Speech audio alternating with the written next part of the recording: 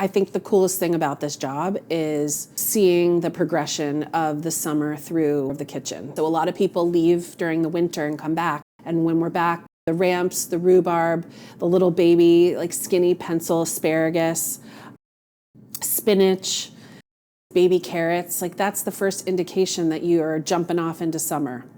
And then June starts to come in and you have a lot of graduations, birthday parties, weddings. So that's a wonderful time for events out here.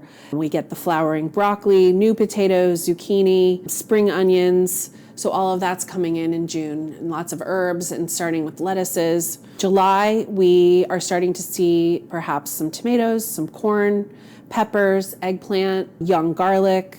And then we get into like the stone fruits with the cherries, the peaches, the apricots, the plums. And then a little bit later on into summer, like big juicy melons, gorgeous watermelon that we have locally grown here. And then it takes us like right into September, and we have apples and grapes and cauliflower and broccoli, kale, Brussels sprouts, leeks, and then we get into the winter lettuces. This is the best job in the world.